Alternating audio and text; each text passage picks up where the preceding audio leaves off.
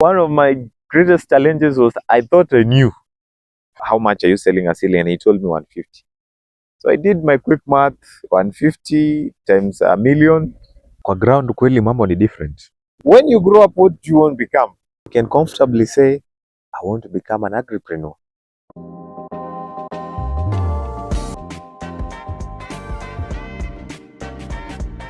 Smart farming is equals to smart earning. Welcome back to your favorite farming channel, Farming with the CEO, where we say farming is the way to go. Today, I traveled all the way to Kirinyaga County, and I'm in the middle of a farm, and we have been meeting our guest farmer for today. And the amazing fact is that our guest farmer is a Gen Z farmer, and he'll be sharing his story today. You don't have to miss out on this one. Trust me not. Make sure that you subscribe, you like, share, tell a friend to tell a friend, tell a farmer to tell a farmer, and at the end, don't forget to take a notebook to write notes, because this is a whole masterclass in horse farming, agricultural diversification, and I don't want to say more about him. He will introduce himself because we met on social media, and today is the first day we met at the farm, and I came to share his story. Make sure that you like, share, and subscribe. And at this moment, let me officially introduce you to our guest. Thank you. Hello guys, my name is Boni Ketura. I am a young farmer, an agripreneur. I have been farming for the last 6 years. Specifically, my main value chain has been avocado. I've also been farming the Hass avocado commercially for 6 years. I'm also an extension officer, certified extension officer. I also, in extension, work with the county government of Kirinyaga as an agripreneur. I've also worked with major NGOs and also organizations like UNICEF. So basically that is what I am. And mainly my main line of duty is extension in the field of agriculture, specifically in avocado farming. Being a farmer, I'm using my experience to help farmers produce quality and also do it the right way. Thank you, Bonnie, for the introduction. Welcome to the CEO's show, where we tell farmer story, and today I'm interested to tell about your story. How was it like establishing yourself into farming? Well, I would say for me, it was based on interest. I remember back then when I started horse farming, I traveled to a village that had been practicing that had horse avocados for the last 20 years. The person in that village who introduced the horse used to go around top working trees for farmers, but because they were ignorant, they never used to see it as a major goal. And initially around my place and where we are right now, my father used to be a traditional avocado farmer. So I went to this village and I realized that they were selling a piece at 10 bob. And here, my father was selling a whole gunia, which was extended. It looked like 2 gunias in one. Used to sell as much as 300 shillings, 500. So that triggered me. I started doing a bit of research here and there. Then back then when I was in JKUAT, I remember there was a time JKUAT, they had a demand for the horse seedlings, and they had like 2 acres nursery. So I went to see the nursery manager. At that time, they had he told me they had a demand of around 1 million seedlings, and they were supposed to supply the county governments. And they had a lot of quantity and seedlings. So I asked the manager, how much are you selling a seedling? And he told me 150. So I did my quick math, 150 times a million, and I realized, good money there, good money there. So majorly, I grew interest slowly by slowly. Fast forward to today, I have been a farmer for the avocado farming, commercial. I have guided so many farmers countrywide. First of the farmers who I sold even my seedlings and everything, they're already harvesting, making money. So I would say for me, it is based on interest. What was the inspiration behind, as a young person, investing in agriculture? Well, the inspiration to me was that I am really a person who likes always looking things from a different perspective, and I always like breaking limitations. You do realize that even in school, really, even though I studied agriculture economics, really in school it was not much more about agriculture. Is my as a what I would say, put it in blank. It's more of theoretical, and there was nothing that was captivating for one to venture in agriculture. So for me, I think it's just how nature, you know, has a way of unfolding things.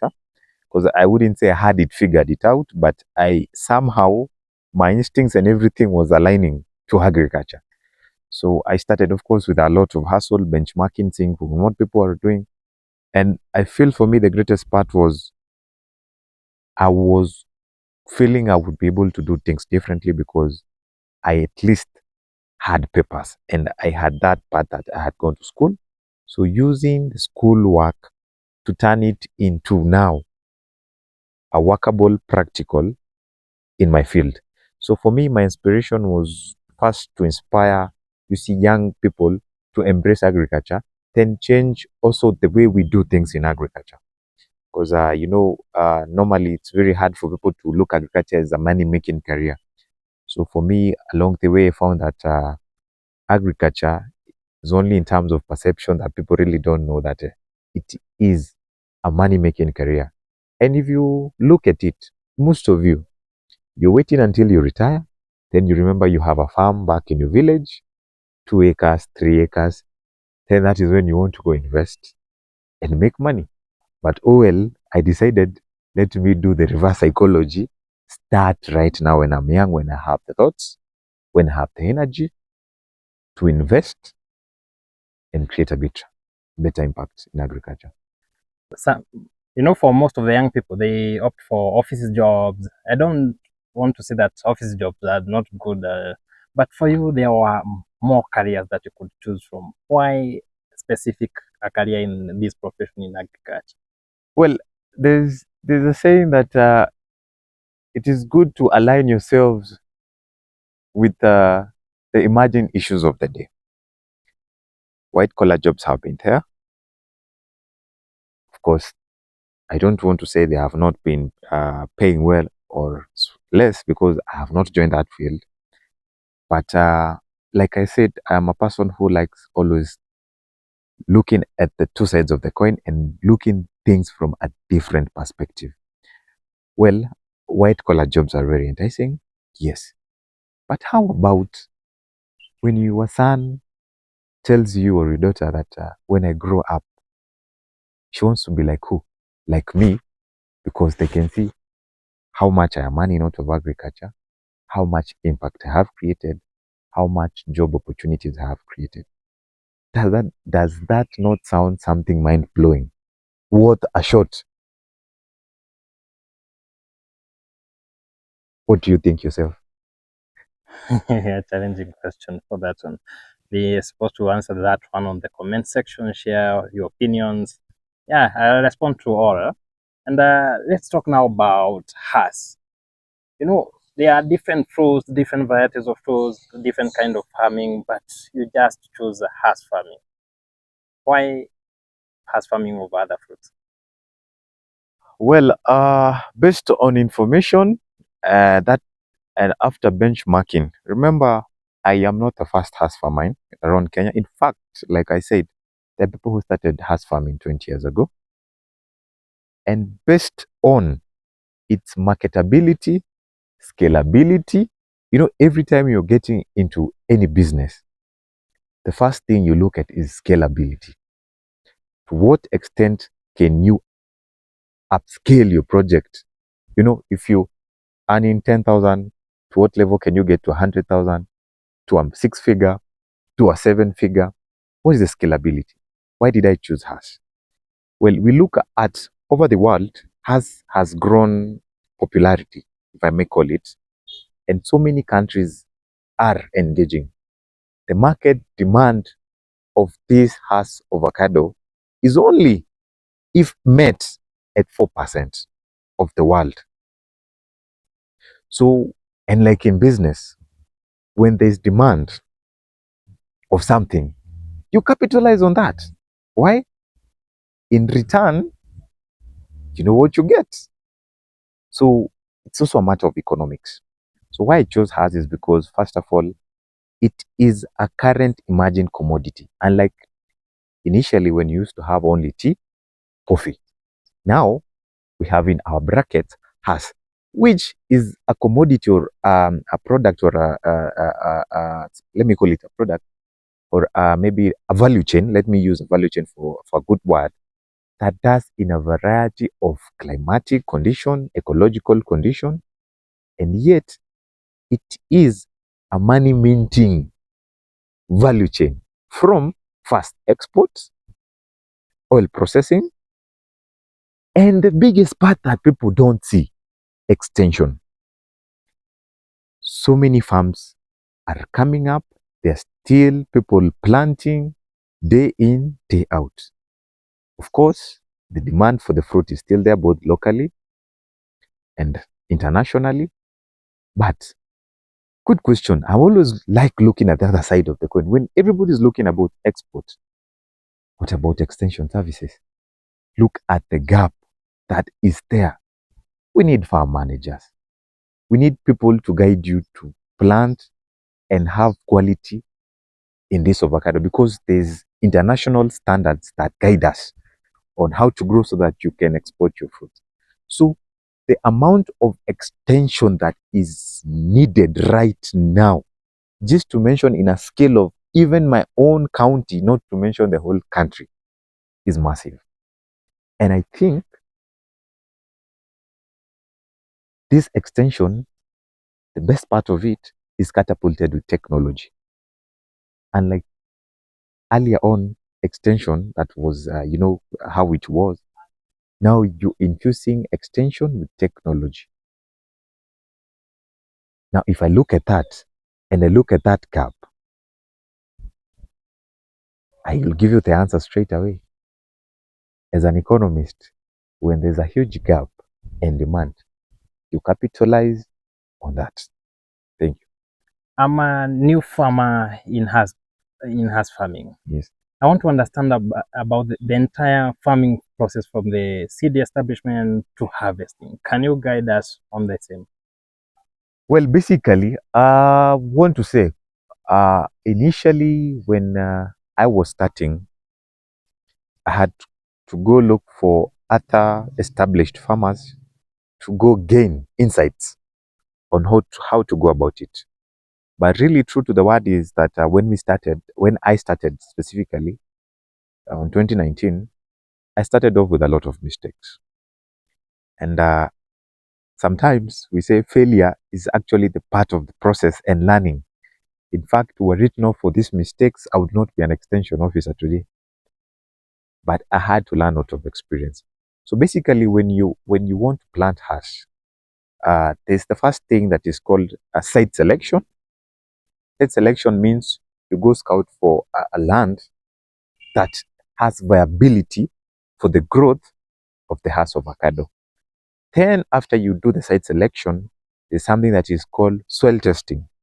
Most farmers mostly will always start off without getting the soil tested. It is really important. Why? Because you need to know the right amount of quantities to add to the soil so that you score correct in production and quality in hash production. So after soil testing, then you go to land layout. Land layout basically means now we have the digging of holes, the pit holes, whereby a required size is 2 by 2 feet. That is, length, width, depth. Topsoil, you mix with manure. And just to be quick on this, because it has a lot of technicalities. There's also now after land layout, and land layout also, we also have spacing, which is a major challenge to most farmers. You find farmers telling you, I planted with this spacing, I was recommended this by an agronomist. Well, there's a lot of technicalities, and to put it in short, spacing is based on ecological condition. If you're planting in a warmer area, the spacing cannot be the same if you're in an upper zone like where we are right now. So after the land layout, we have now the seedlings. And seedling, you need to do seedling selection from a certified nursery. Why? So that you'll get one, a healthy seedling, true to type. True to type means if you are planting house avocado, you don't go plant 10, 3 years, you find yourself, you have jumbo, you have Pinkerton, you have Fuerte, that is also another key factor. So seedling selection, and you need somebody who can really guide you on this. So after seed selection, then you come, you do the planting, and then all the way now you do the farm management. We have the agronomy practices, which just to mention some, like tree training. Did you know that you're supposed to train a tree to attain a good canopy for maximum productivity? These are basic things that most people really don't know, because their farming technique is based on the old ways that they had. But this is an emerging crop with emerging ways, and emerging ways means there are different ways of how we used to do. So all the way to harvest normally takes around 2 to 3 years, but maximally on average we give it 3 years. Whatever ecological condition you are in, we give it 3 years. So basically that is what you need to know. But there's a lot of technicalities from the where to go from the establishment of the land and everything to the farm management practices, all the way to the third year you start harvesting. I know the road was not so smooth.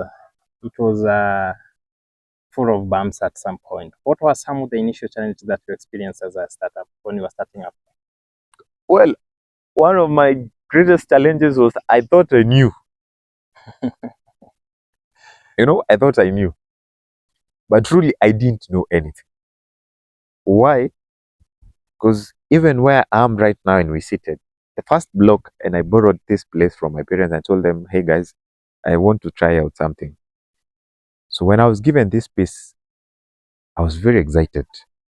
And because my mind was, it's all about making money with this value chain,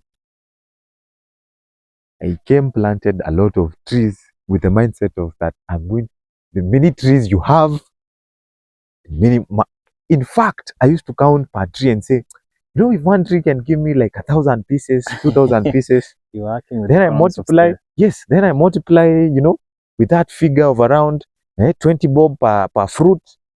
I was seeing myself as a working millionaire by 10. In theory, that is what I thought. But when we planted, second year, third year, shock on me. Wrong spacing, density, canopy management. But guess what? All those challenges, I turned them into learning. And how did I start learning? Attending workshops, benchmarking with other farmers across the country. I have traveled. Every time I hear there's an avocado workshop, I pay to go and learn. Because I realized I thought I knew. And I didn't know. Sourcing information from A to Z from different people, it gave me a kind of knowledge that I put into practicability. And that is when I started realizing, oh, well, now it's working. It's working. The feeling of, it's working now. Yeah. So one of the major challenges was I thought I knew, I didn't know. The other thing was, of course, waiting for 3 years for your return on investment. Remember this time? Most of us, when we are we're investing, we basically on the return on investment, we forget to look at the time factor. 3 years is 3 years is not short time. Yeah.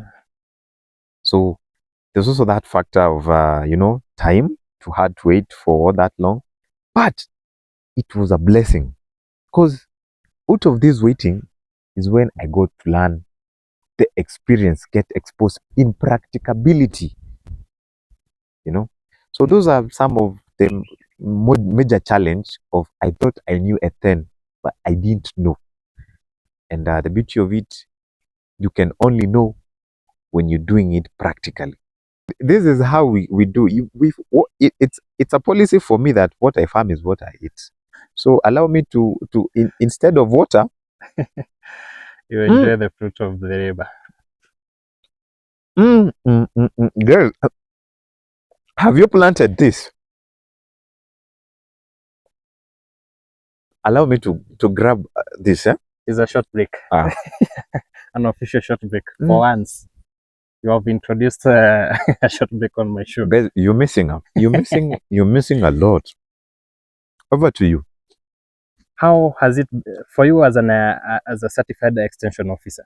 How has it influenced your decision and approach in generally farming? Because I understand you are not just into, you have done something called agriculture diversification. How has it influenced you? Well,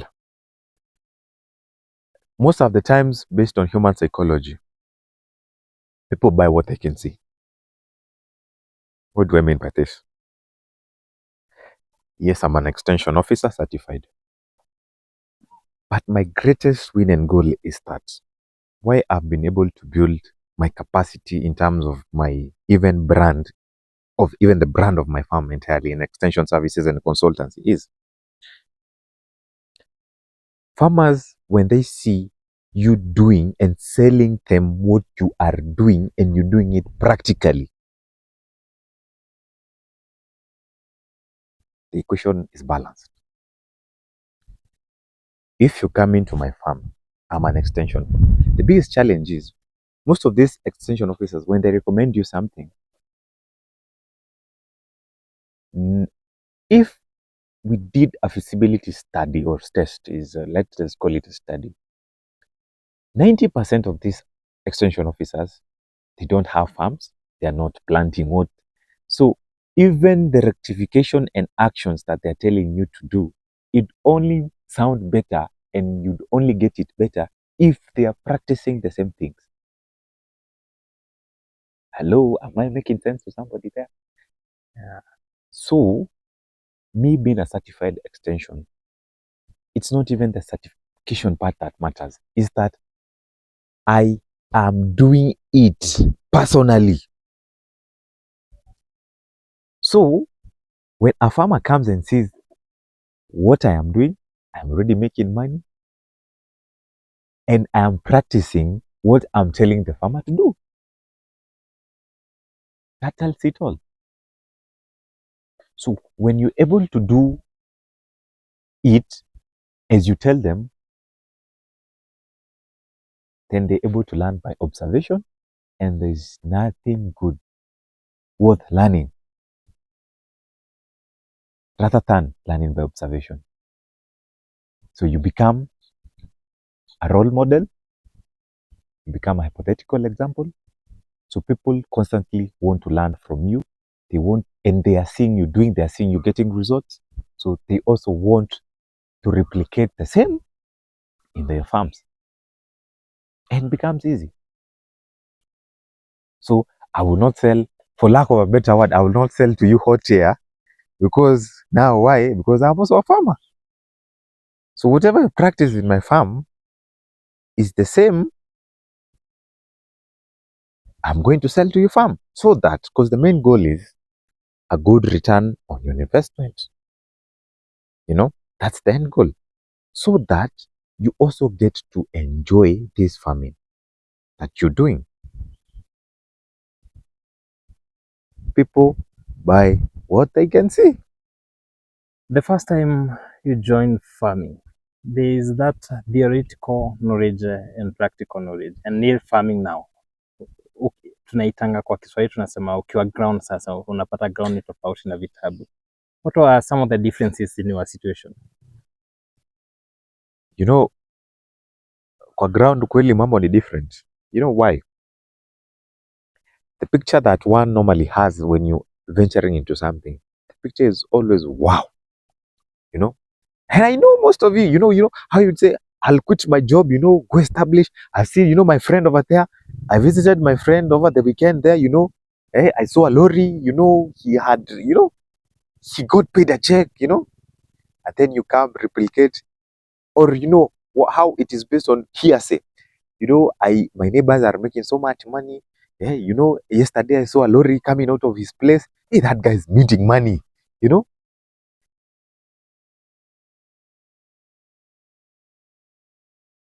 theory and practical, those two things work different.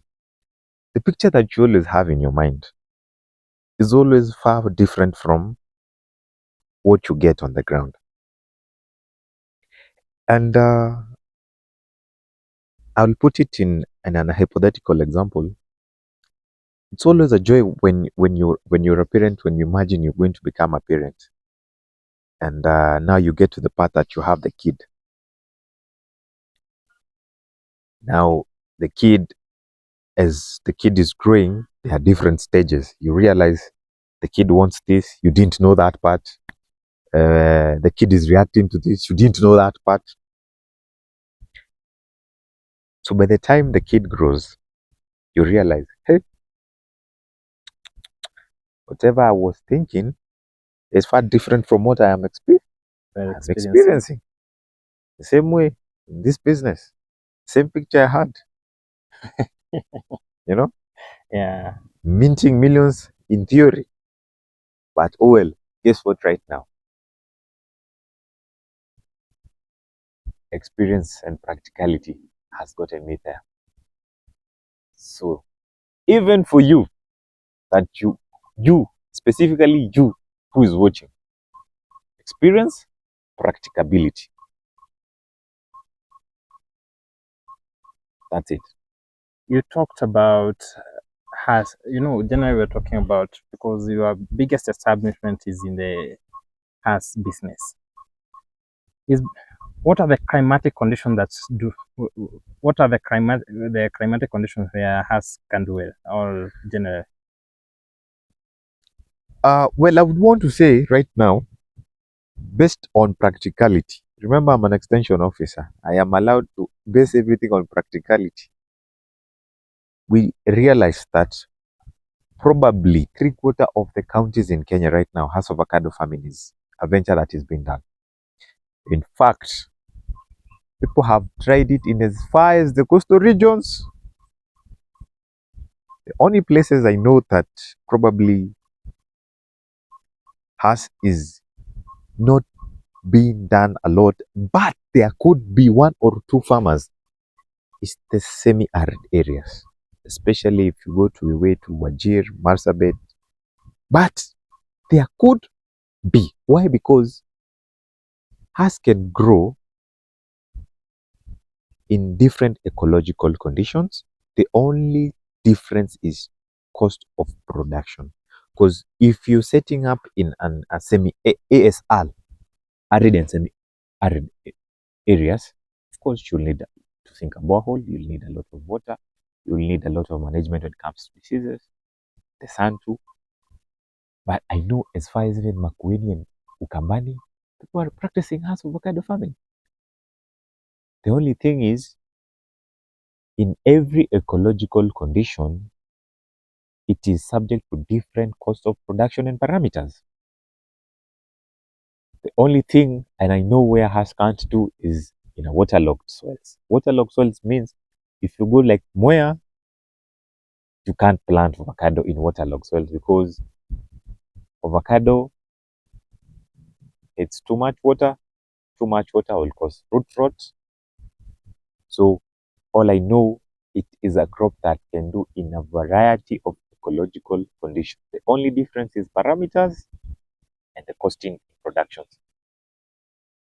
I want to achieve high productivity in this business because I'm investing not just about for passion, but also for business side because of the return of investment. What are some of the factors that determine my productivity? Farm management practices, or SOPs, standard operating procedures of your farm. They're the ones that determine your productivity. And by that, if I'm able to break down timely applications of both fertilizers, manure, sprays, foliars, timely, underline timely.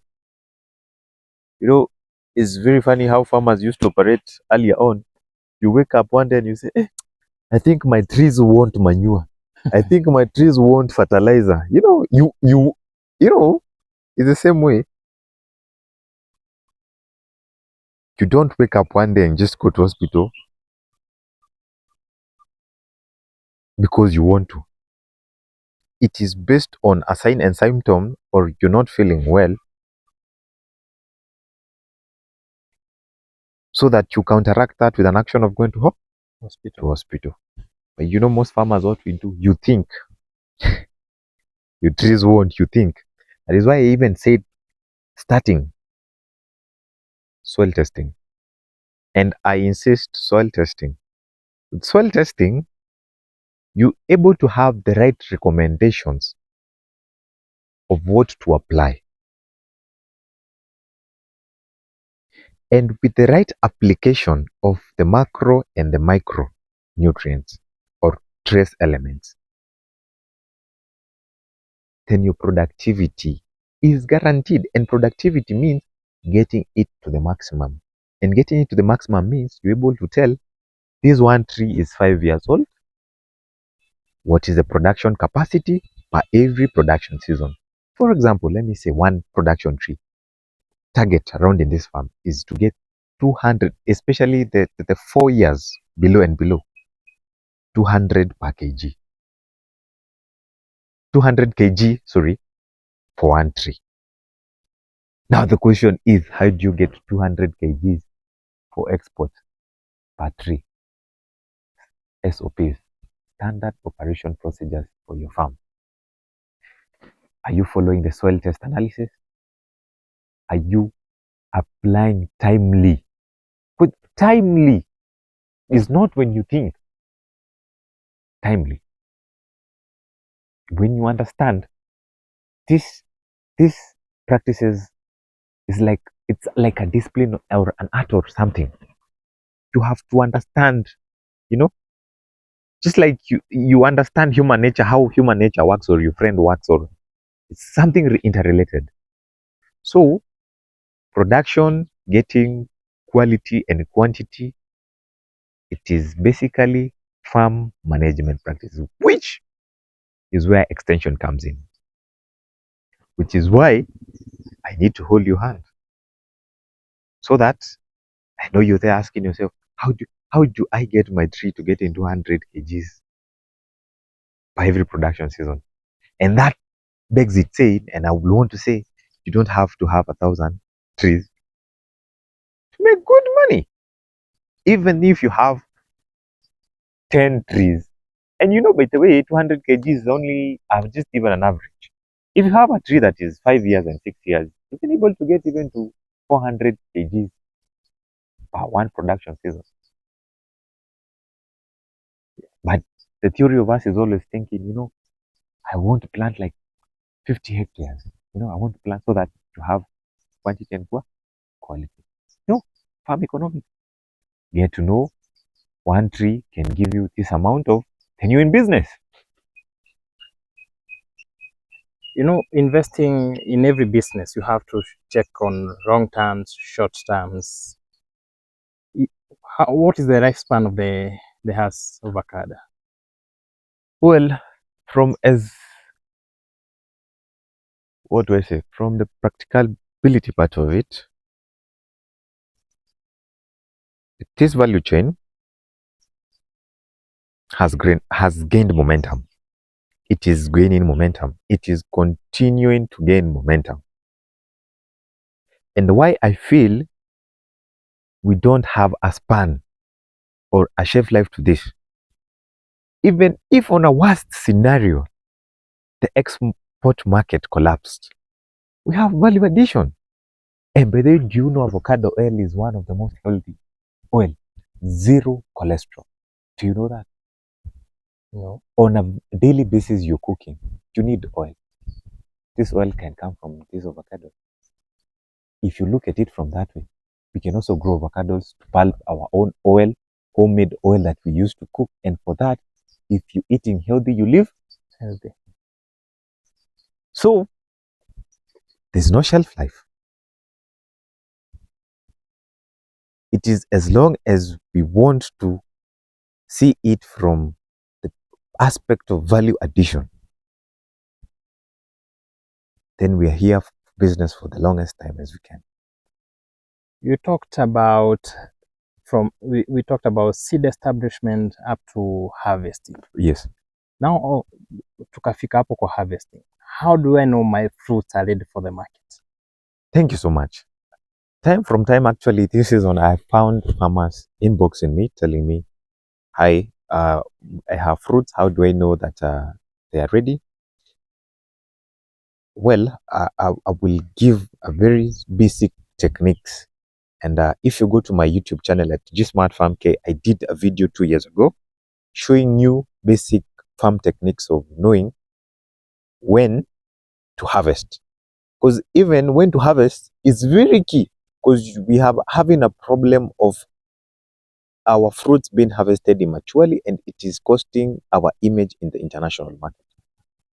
So how do you know your trees, your fruits are ready? Number one, once you scout your orchard,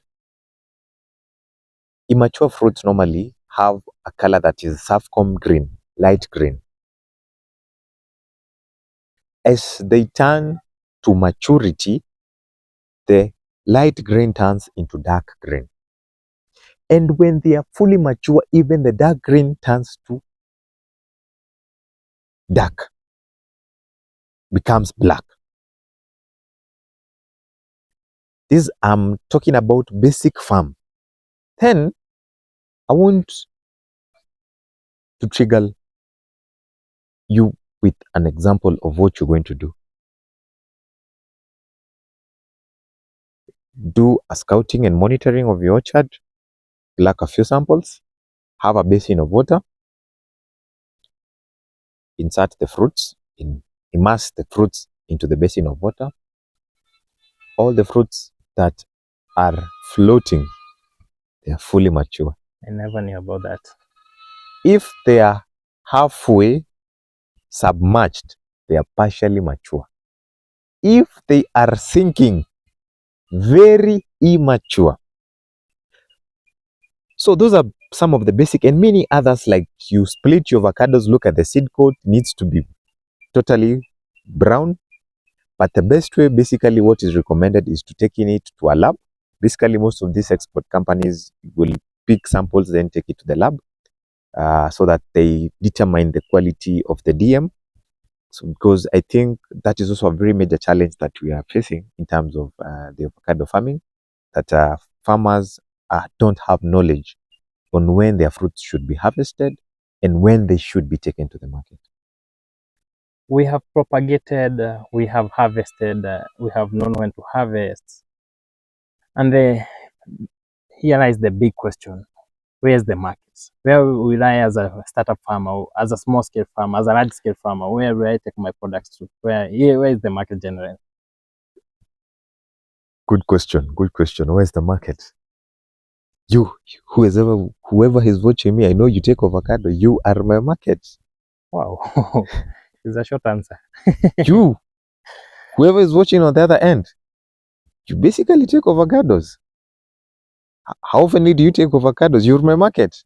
Okay. But globally, we are hearing we are exporting avocados to China. We are exporting to UAE, United Arab Emirates. We have other emerging markets like India. We have local consumption. Then we have you. I don't want to go fast before going through you, because I know you consume avocados. Look at me here in my farm. In fact, right now, I will tell you, we have a lot of off-season fruits. The export market has not been there. It was closed down due to, of course, a bit of regulations by HCD and AFA. So where do I take my avocados? Locally. I post on WhatsApp. I eat my avocados too. So the market starts with me, you, us. That's the market. Okay. I have bought that avocado today. And whatever most of the farmers miss out is now to take the calculator to calculate about the return on investment. When do I know that this business that I've invested because of say the the husband can survive for more years? When do I know that I'm breaking even in my husband business? Well, farm economics is one thing that most farmers don't apply. And farm economics, I will say it in very simple terms. The first thing you need to do is keep records. Here in our farm, we have records of every production year, how much we are selling, and how much we're using on production. As a farmer, if you want to know you're in business, first thing, put it into paper. Your initial cost of investment, right? Second year or third year, how much have I made? In the fourth year, how much are you targeting to make? In the fifth year, and then in avocado farming, your figures go up with age of the tree. If you get into the fourth year, more production. Fifth year, more production. Sixth year, more production. But subject to your farm management practices. And like I said, if you get to a place where your tree is able to produce 200 kg, then you're in business. So, dear farmer, record keeping Is key. is key. In that way, you're able to know your orchard A. This was amount of tonnage that was harvested this year. How much went for export? How much went for oil processing? How much did you make? What did you target for the next production season? How much are you going to plow back? But good thing about avocado, and I keep saying, it's always when everybody's looking at the fruit, there's so many things to look into. Number one,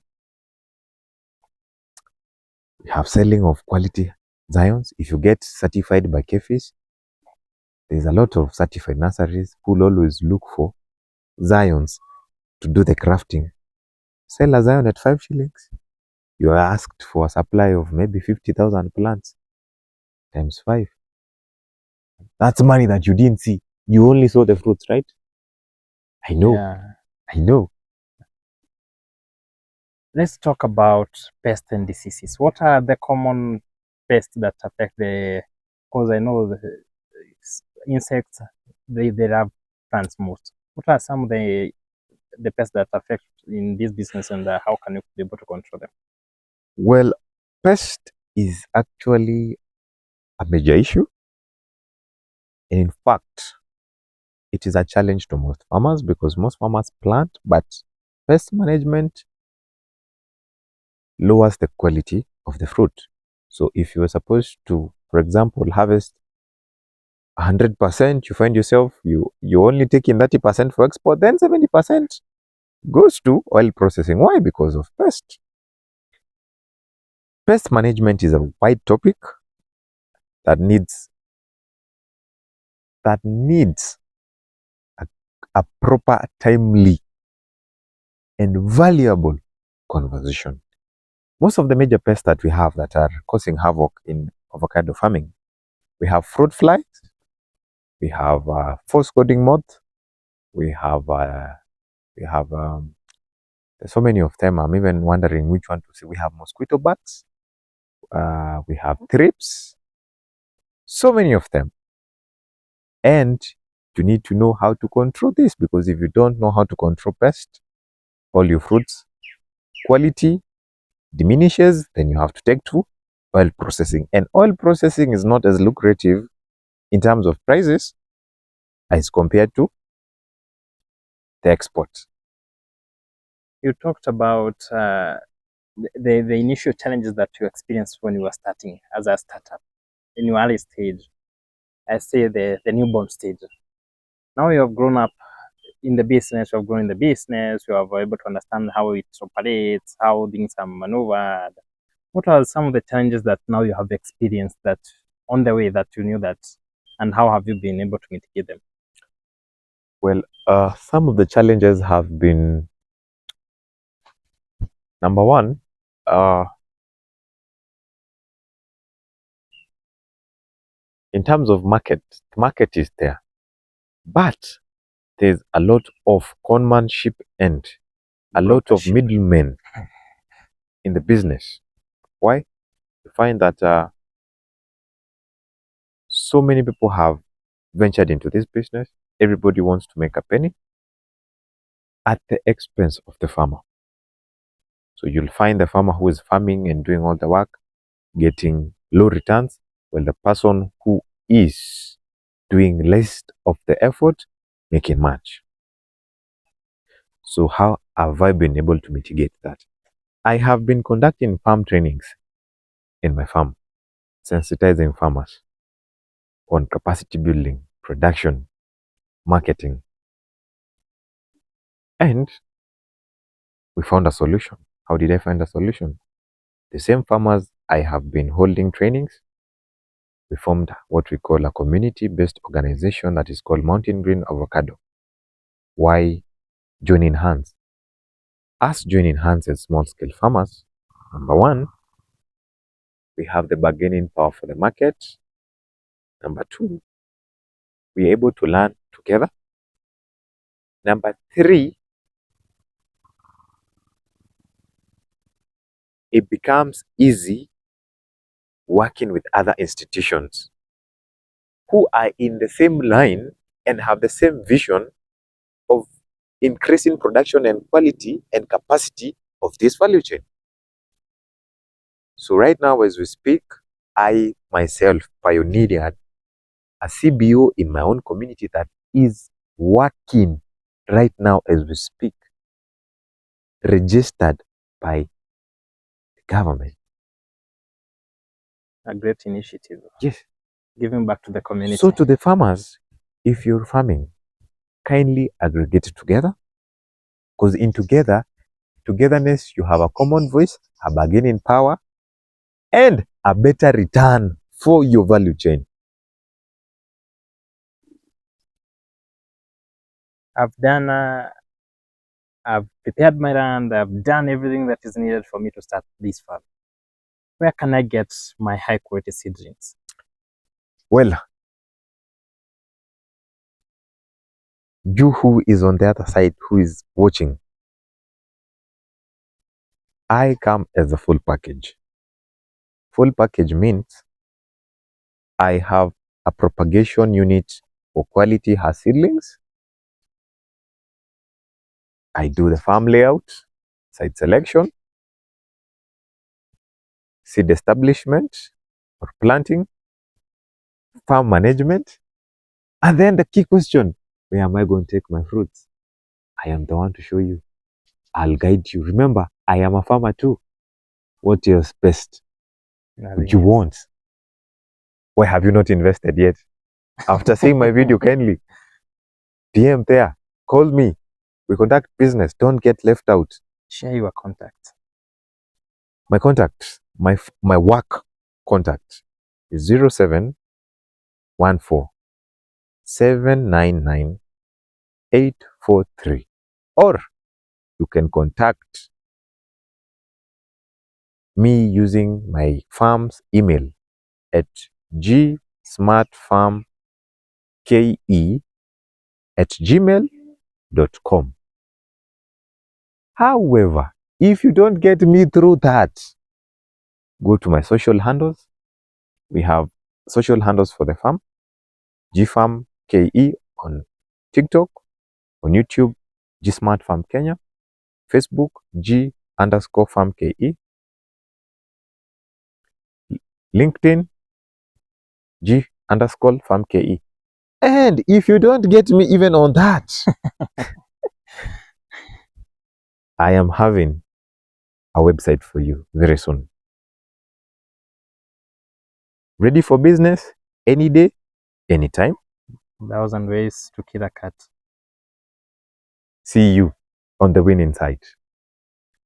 You know, we have been talking about, you have mentioned about the CBOs, giving back to the community, sensitizing farmers around conducting trainings, and a lot of things you have mentioned during the past minutes of the interview.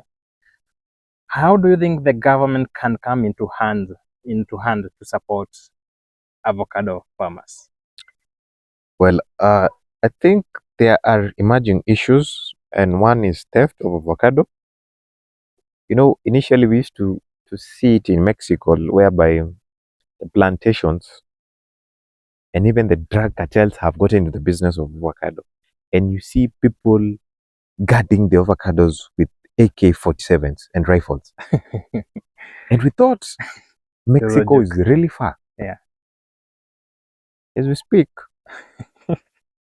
I am a victim right now as we speak. In fact, only that wouldn't want to go down that road. We are having a major pest that is becoming uncontrollable. And that pest is the human pest. How can the government help farmers? Number one, government needs to put action of regulation and licensing of collection centers, where collection centers is where they go aggregate those, those avocado for oil processing. They are put in, and then they go sell to the companies that process. Number two, the government needs to build capacity in supporting research institutions like CalRO, so that when farmers if you need your soil tested such services, when we have these research institutions like CalRO up and running, they are going to hold these farmers. They are going to be doing constant, because research is always constant. It's a work in progress. Research never ends. And because we'll also have other emerging pests, other emerging issues in this avocado, there's constant need for research, and research needs resources, and these resources can be provided by the government. The government can also continue looking for new markets abroad. The more the market, the more people continue planting, the more production is. Level of income increases, and the living standards of the netizens gets better. Do you see the ripple effect? Yeah. And there's one part I really want to speak about: selling of immature fruits. It is happening under the regulation of the government. We have HCD, we have AFA, Agricultural Food Authority. Yet, avocados, which is termed as the produce of Kenya, whether it is from whatever farm, is diminishing our image in the international market. And I feel the government needs to step up, especially for these bodies, that they may tighten their screws, because the screws looks like they're a bit loose. They need to tighten. They need to tighten. Because if I'm a farmer and I am producing quality, then we have another farmer who is selling immature fruits. Then whatever efforts I'm doing, then null and void, because as the product leaves Kenya, it is a product and a produce of Kenya. So the government needs to tighten its screws using the institution that it has in place in terms of regulation and policy formulation. The first thing I noted when I stepped in the gate, and I noted that you are doing something called agriculture diversification. You are not just majoring on herbs, you have other activities happening. What's the bigger picture? Well, even if you didn't grasp something from your my teacher used to tell me, don't put all your eggs in one basket. You can't put all your eggs in one basket. So basically, whatever you're seeing right now is only a tip of the iceberg. There's a lot that I'm undertaking in the farm. I am a coffee farmer. I am doing coffee farming. I am doing fish farming, tilapia, catfish, and now I'm also venturing into ornamental fish farming. I also have a nursery shade net where I practice modern vegetable farming. I'm also in line in constructing what we call a rabbitary, and so much more. What is the bigger picture? The bigger picture for me is very simple. I want to create a global impact using agriculture. And when I talk about this impact, I want to be on the front line of creating this impact. And this impact is very simple. Africa is bestowed with a lot of resources. Agriculture is a booming industry in Africa. In fact, we are not even above 30% of the potential of Africa in terms of agriculture. We have fertile soils, we have good climate. A country like Israel has no fertile soils, and they are doing extraordinary. For us, we have the resources. But the main goal is if the generations that we are and the young generation of Africa, which happens to be the largest generation, if we can have people like us, me, 2, 3 people like us, who are already there, to make agriculture a money-making career. Money-making career means financial stability, financial soundness, job creation, wealth creation, all these things. How do you make people take this agriculture as a money-making career? How do you make this agriculture that even in school, that you kid, when the teacher asks, when you grow up, what do you want to become? They can comfortably say, I want to become an agripreneur. Forget the old stories of everybody wants to become a pilot. Oh well, me and you wanted to become pilots. Are you a pilot right now? No, I'm not a pilot. Personally, I'm not. I'm a vet. I found myself in the agriculture industry. What happened along the way? Makosa I thought- ilifanyika kidogo. So the point is, I want to create a generational impact in agriculture, and specifically mostly for school-going kids. They need to see somebody like me loving agriculture so that they can copy and actualize and see it's a money-making career, of which it is, because we have people like us proving it, that it is a money-making career. Because one, I'm self-employed, I have employed other young men, I've created so many opportunities for my community through this what I'm doing right now. So the end goal of this place is farm tourism. People come to connect, learn, get inspired, get motivated. Smart farming, smart earning. You know, the advantage of today, and I can see it is a great honor because I have a chance to interview a young person. I think you are in the group of Gen Z. I am halfway Gen Z, halfway millennial. I'm there. Do you think there are opportunities for the young people in the agriculture industry? Personally, from your experience, from whatever you've seen, you have traveled, you have attended workshops, you have done everything that can be done in agriculture. Do you think there are opportunities for young people who are saying that there is unemployment? Oh, well. So when we look about opportunities, as I would say, avocado is an emerging value chain, and it is being planted across almost in all counties in Kenya. If you look at it in the field of extension and agronomy, there's a lot of farm managers are needed, a lot of extension officers, if you look it from that angle and perspective, the value chain in terms of logistics, when it is harvest period, a lot of logistics is needed, you know, in terms of value addition, you know, in terms of in fact, and this is something that has a lot of potential, integrating the digital skills with even avocado farming. In fact, for this generation, that is where you people should be.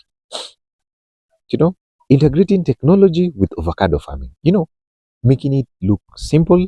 One can do it from as far as they are and still achieve the results, because that's the beauty of technology. You know, every day we wake up, every day we have our own challenges, we have our own wins, we have sometimes you encounter, because in farming, it is not a roller coaster. What is your daily mantra as a farmer? That you wake up every day and know that I still continue with farming. I want to look for the white collar jobs. This is my mantra. Well, if you love what you do, you'll never wake up any day feeling like you want to quit. Number two, therapy. You know, farm, in it being the job that I do, is a part that it offers therapy. After a long day, you know, scout through the orchard, look at the avocados doing well, go by the fish pond, see the fish are growing, the ducks swimming. That therapy in itself, in such an ecosystem, is very healthy. Just like you'd pay to go to a museum or, that therapy. So for me, if you love what you're doing, then there is a chance that you're going to do great in what you're doing. Right. Yes. Thank you so much, Bonnie, for hosting us, giving us a chance to share your story to the world. It is an impactful story to the young people, showing that anything is possible, because we are not supposed to be limited in our mindset, but generally to encourage more young people to invest in agriculture. You have seen it from Bonnie, and as you watch this episode, make sure that as you conclude on your notebook, see that you can do it. You can become the farmer. Let people aspire to be you. They want to be a farmer. Growing up, you want to be a farmer. You want to achieve this in farming. You want to create a whole ecosystem in farming.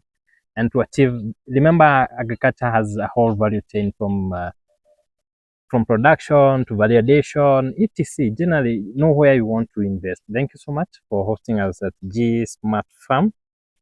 Yeah, I can't wait to come back here in the next 5 years, 10 years to share your story again, because that's what I am and that's what I would like to do, to share farmer stories.